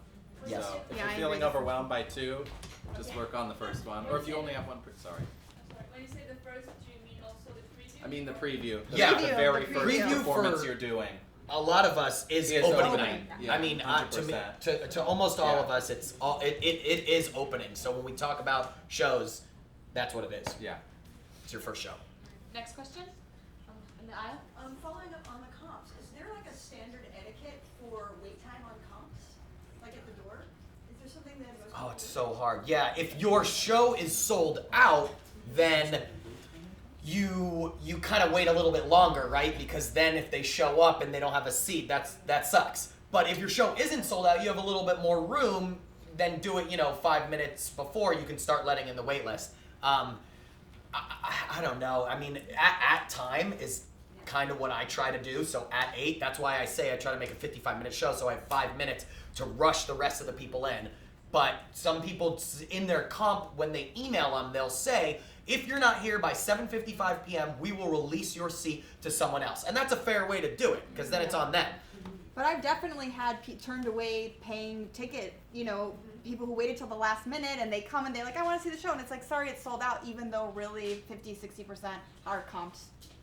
Like that situation happens. Is that what you're asking? It is, and also, can you put that little message in the comp window on the website, on the Fringe site, where you put comps in? Yeah, Can there be a you little can message that you goes can in? message them things, and then there's also like messages for when you're I'm sold sorry, out hold and on, hold message. on. I'm not sure I understand your question. In the little window thing, you mean when you on put the a name Fringe on a when you comp go into list? ticketing, Yeah. you put somebody an email for comp list. Is there a little message window, so what, you can type a message that goes out on that email? No. So okay. So what she's asking is when you put someone's comp into the system, you put in their email address. The Fringe site will send an automated ticketing reminder to everyone who is on your will call list for that night, whether they paid for it or they were free or whatever. It's an awesome tool. It reminds them they have a ticket to a show. It's not customizable though. So if you want to message those people and say, hey, just so you know, if you're not at the theater in any message, so if you're not there 10 minutes before, we'll release your seats to other people, or we will not let in late seating, or here's a really great trick to parking. You're kind of on your own for that. You can pull those emails and try and message those people on your own, but at this time we're not customizing that particular message. Which is why you want emails for every single person, because you've got to communicate. If one of your cast members is like, oh, I want to come for Ben Jones, and you're like, well, give me his email or he gets no comp. That's how it's got to be. Yeah. And the other thing I forgot, Robin Walsh doing The Devil You Say. It was right here. Nice.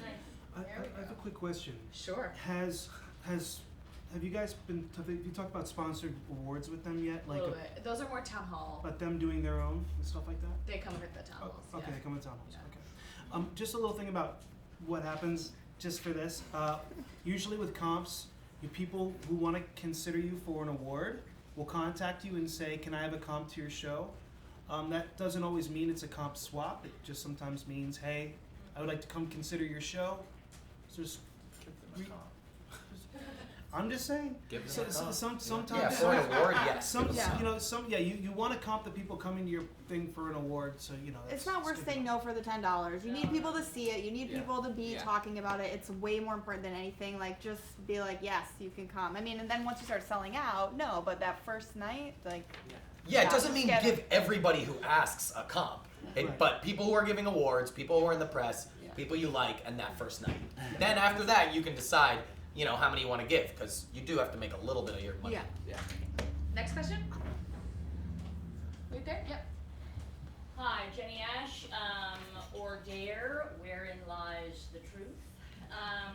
2-1X. We're at the new collective, and so everybody's talking about, we're at the Asylum, at this and that, and obviously when you have all of these venues that have been in the Fringe for a long time, it's going to be easier to get people to come to those shows because they're already within the theater. Do you have advice for people who are on these sort of semi-off, we're only 2 doors down from the complex, but the fringes of the semi-off Fringe. theaters on how to try to make sure that you get the same amount of attention? Door Yeah. traffic. Yeah, I had that experience last year actually. We went from being on the Fringe main stage, which they no longer have for the first 4 years, and then we moved to the Hudson backstage, which only had 2 other shows that year. And are there any other shows in your venue? Yeah, there actually are, but I don't know if they're people who have, this is my first Fringe, I don't know if they're Yeah. all people it's their first Fringe, because it's only their second year in the Fringe. Right. Well, it doesn't really matter if those other people are first-time Fringers too, because you can be the person that organizes them if you want to, which I would recommend, because you're here. So talk to whoever the venue manager is and try to get a venue listserv going, because even though it's not as many people, that can help. And you are going to have to be more proactive about it, Yeah. and you're probably going to have to be more proactive in general, Yeah, because that can be tough.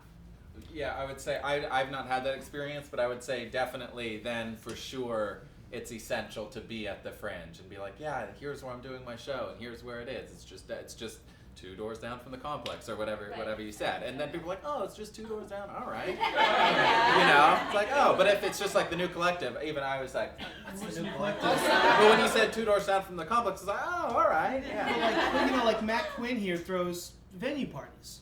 So like that's a great way, you know, just be like, hey, everything's closing up here at the opening night or whatever. Everyone's closing here. We're all going to meet over at the New Collective for drinks. And then I think it was after opening night we came back here for the women cast or something. I don't know, but it was fun last year, and it's a great way to get everybody aware that you're part of the geography of the Fringe. You're also Fringe Central at the Dragonfly is right across. Really close. Right there. Yeah, You're and set. proximity matters more than totally. like how many people are in your venue. So Yeah. if someone has to get in their car and drive to another venue, they're worse off than you are. Sorry, those people, but they are. So you're not in a terrible boat. And that being said, people do go to off the beaten path venues. They Yes, do. they will. It's They will. definitely more of a challenge, but Right. they do go. So there's no reason to be discouraged No, now. it just means at you have all. to work harder, Yeah, like you said. exactly. Yeah. To work harder. And I would say also you have to be even, if you're like off the beaten path a little bit, you have to be even more mindful about that starting on time, ending on time stuff. Because Right, then people's right. schedules really get Totally. messed up if you're 10 minutes late and you're far away. And this is the age of Uber. You can get anywhere. I'm in your same venue, so we'll see. Yeah, that's how it's done. You did it. You did it. Oh my God! Please, let's make that a thing, you guys. Maria Tomas, I'm doing Blood, a Voodoo Love Story. My question is, I did the Fringe last year, and we were off the beaten path too, and we sold every night. Awesome. So Thank you're you. good. All You're right. good. You gotta just have a great show. So my question is, what is the best way to get the reviewers there for preview or opening, as you're saying? Because I know, I mean, it's not so. I mean, it's great to have Fringe reviews, but you know, you also want to have press reviews, and so I'm kind of curious as to what you think would work best. You have to have an amazing press release. Yeah. That's Yeah. it. Yeah, have it. Make sure you spend a lot of time on it. You know that what they care most about, in my experience, is the description. Like you have to get them in. They read the description in the press release and make sure it's professional. You know, yeah, it's professional. Yeah, and target blogs. I mean, if you can get like one review, like target blogs. If blogs will come out and review your show, it's awesome. Yeah. Most of the reviews of my shows have been from blogs, and it's like, I've never heard of this blog, but they really like my show, and you still get pull quotes out of it. So, if you spend too much time shooting too high, shoot for everyone. Someone who's going to review your show. Did you keep any contacts with any of the critics who came? Yeah. You got like their I cards and stuff definitely like that? lost them. Yeah, for sure. That's always excellent too. Yeah. And for everybody else, hold on to those cards.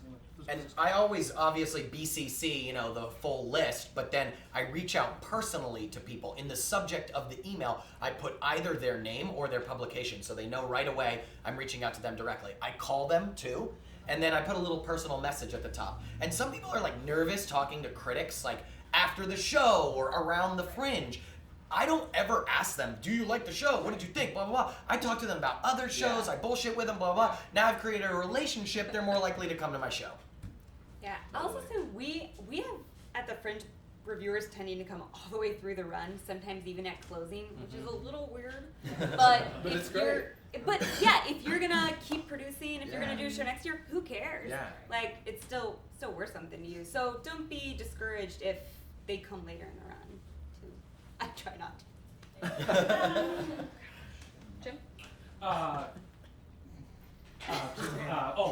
First of all, I'm doing a parody of one-man shows, but present company excluded. None of you. What's your name? The 7th annual one-man show World Championships. Amazing. The Tourney of the Journeys. It's the longest title in Fringe, I think. What's your name? Jim Hanna. There we go. I had a question about, I'm hustling my own rehearsal space stuff right now, and I got my own strategies for that, but you know, coming up empty sometimes. You guys have any tips or tricks on where you found usable rehearsal space? Parks during the day are great. You know, Saturday and Sundays if you can rehearse, find a good park, do it there because it's free.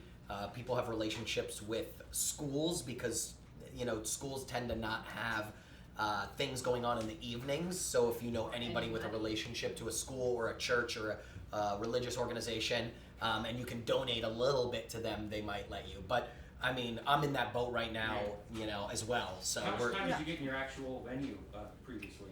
2 hours of tech. That was it? Yeah. I mean, you could pay for more. You can work out your own. Yeah, It's you not could a pay lot, right? What? You're not going to get a lot of time either way. Well, you could pay for whatever you want, but you know, it's up to you. Yeah, pending availability. Yeah, right. This is a crazy tactic, but it's what I've done in the past, but it is time consuming and a little nutty, but hey.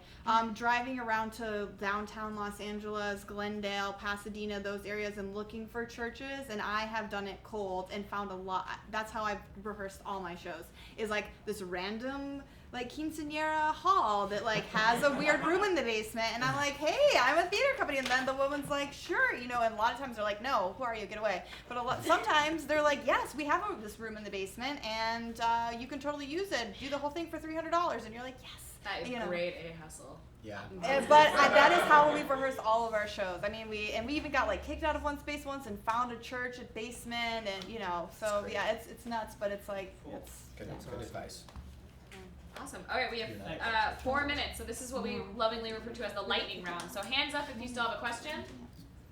Oh, no problem. Oh, we got a couple more. Okay, and I'm gonna need you to keep your hands up, and we're gonna get to them all, and then we're all gonna go mix. Brendan. That's good. Brendan Weinhold, Catherine this year from Ray Burley Productions. A lot of you guys have done successful shows in the past and then gone on to do more successful shows the next year. How do you leverage your past successes to make your current show more successful?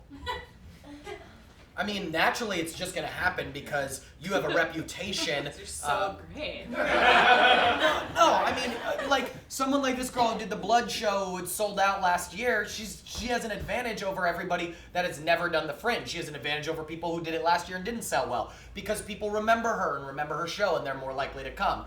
Of course, you're gonna use your press, your awards, all the other things, but if you had a successful show last year, then, you know, recreate those relationships, use all the press from last year you can, use the awards. On the Fringe site, you can put a lot of text in there so you can list all the things in the guide. You can't, but that's over. You know, you can use basic HTML to make things highlight, like using bold to make things pop, and yeah, but a little bit of it'll naturally happen just from reputation alone. Include nominations. Don't just include awards you've won. The nominations are huge. And I know at the O-Face Awards, we try to nominate as many people as possible, just so we can make sure everybody can use it. One thing too was you were saying is another lightning round. We'll come back to that later. I mean, you can answer it. Was it relevant to that question? It was. Okay. Also, don't be afraid to remind people what you did last year. Yeah. We did 4 tree plays last year. Which was great, and you should put that in anything you do. Yeah. Say like, I did 4 tree Yeah, plays last year. totally. 'Cause a lot of people saw that and liked it. And first-time companies, don't freak out if you're trying to get press. Just include in your statement or whatever it is, press release. This is the first time ever. Like, this is a new company. This is our right out of the gate production, world premiere, company premiere, which is as cool as a world premiere show. Is the company's out of the box thing. Next question. Right here on the front, in the stripes. Go. Hello, I am Caitlin Schiller. My solo show is Murder, Blood, Fair Story. And my question is, I am a first-time Fringer, and I do not know how to plan my day. And I need your help with that. Like, how many shows should I see? Like, where, like, what's ideal to, like, hit? Like, I'm dedicated a day to the Fringe, and I can be here all day. What should I be doing? hanging out at Fringe Central. At least I would try to see at least one, but 2 or more. Yeah, 2 shows. Yeah, and just talking to people afterwards, introducing yourself afterwards, having drinks at 3 of Clubs or Dragonfly. You know, hanging out. Yeah, and if you have a limited amount of time, if you can make it on the, or is there like those Wednesday events? Wednesday or nights are big. Or the weekends are always big, just because it's the weekend. Yeah. So there's more people will have time. Cool. I'm gonna see your show just because of the title, by the way. All right, questions. Hands up, all the way back. Go ahead. Yep. Hi, I'm Cyan, and my solo show is I Died, I Came Back, whatever. Hashtag girl who died. But I have a question in regards to my show is where I wake up in heaven's waiting room, and I'm escorted through my life, my earthly life, by the spirit of Florence Olivier. So there's Shakespeare, there's different things. How would I include? I have my images for graphics, but how do I include Lawrence in that, or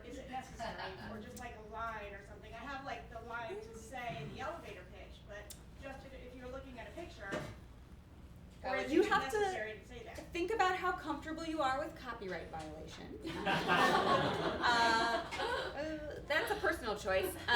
What public photos though of Lawrence Olivier? Is Well, public use. yeah, look for a public domain photo of him, like a black and white photo, and like maybe it's in the background and you're in the foreground, or like the Hamlet, a still from Hamlet is in the back. You know, like levels. And if you have some extra flow to grab a graphic designer, I know that David Svengali does graphic design over at 3 Clubs. That's a plug for you, Dave. You owe me a drink. He's not. Yeah, but it takes a lot of time to sit and think about it. And I mean, we rewrite our little blurbs and our press releases like 100 million gazillion times of like, how do we fit all this in a concise, bold, simple way so it's digestible? Yeah, And it don't does feel take like you time. need to fit everything about your show into your image. Right. So it's like Lawrence Olivier, and I'm in heaven, and I'm doing this, and here's something else that happens during the show. The most powerful image from your show is awesome. Okay. Even if it doesn't directly actually happen on stage in your show. Yeah. Alright, these are, a doodle. Doodles are fun. Last 2 questions. Go ahead, Lloyd. Okay. And you'll be our finale. When you got your tickets, say they've been made reserved online and everything, is there a printout that comes for the person in the box office, or what? How do you know? Who's Good what? question. Yeah. So it depends on your venue. Some venues will have that set up and they'll print your will call for you, but many will not. So that is something you do need to sort out. With your venue. Or for yourself. Like if Okay. you know that you're the person who's gonna be at your show first, print that list and bring it with you. So you print it, but you can print it off the website. Of course, yes. Yeah, it's a really easy list, and It's you a should will just call report. Yeah, print, be print safe it and anyways. print it. Yeah, be safe and print it. It can't hurt to have it printed out. Yeah. You can decide what time you stop selling tickets to that performance, whether it's 2 hours before or 2 days before, and then people just buy at the door after that, or whatever you want to do. But whenever you know you can print it, stop. Don't sell any more tickets after that. Right. So Print is it. there just a print this form on the? Yeah, you know what? Email us at support@hollywoodfringe.org and we'll send you a super detailed response. In like 2 hours, they'll get back to you. They're great. Okay. No, I know. I've made good use of them. Okay. Dave is my best friend. Oh, good. All right, and the last question. Okay, my name is Michelle March, and I'm with the Diversity Auditions. And I forgot the question already. 2 weird things. Okay, does everybody have like in their theater, like everybody here or whatever, have like a 15 in and a 15 out? Because I have like a 30 in and a 15 out, and I'd rather like, but I can't. So. Oh, we had that happen. Yeah, we actually had that happen one year. And Lauren, do you remember what we did? Like the year we end up starting 15 minutes later? We did a weird. We did it one year where it was posted was not what we ended up doing. Yeah. Which was kind of insane. So what would happen is when it was time for our advertised start time, we would say to the whole audience, "We're so sorry, but we're gonna start 15 minutes later, but end on time," like somebody said to say. We announced that we'd still end on the posted time, and then we just like did No, it. but it's not the earlier. I have a half an hour before the show Yeah, you starts. probably I can't have do tech, anything about that. nothing, no tech. To be honest. Yeah. You know? You probably can't do anything. Because most people and it then takes. I need like a 5 minute on the end. You know what I'm saying? Like, yeah. That's a so- tough one. Yeah, I that's don't tough. know. And they also said you can't move the lights.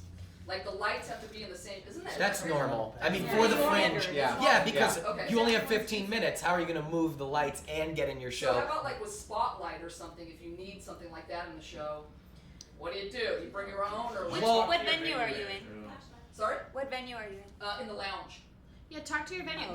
They probably have a spot. Or a special. It's not going to follow you, but you'll have a special in your like center stage area and probably the predominant areas that you'll be. But a Yeah, follow that's what I spot, I don't think any venue has that. No, but like the vagrancy, we always bring in our own lights. We do. We have like all the packs, you know, Yeah, the but you're dimmer rich. packs. No, I'm No, just we're kidding. not. Okay.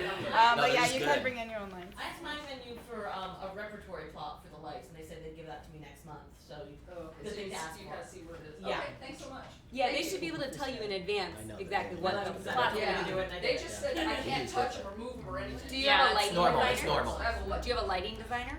No. You should. If it's But something that it's makes you. stuck, so you can't move it, right? Yeah, but you they can- can All right, I'm design actually it gonna use. pause us here. We can Let's talk more. talk more after because we are running over time and I do have You to should get a just lighting designer. call this the end of the panel. Thank you all so much for attending and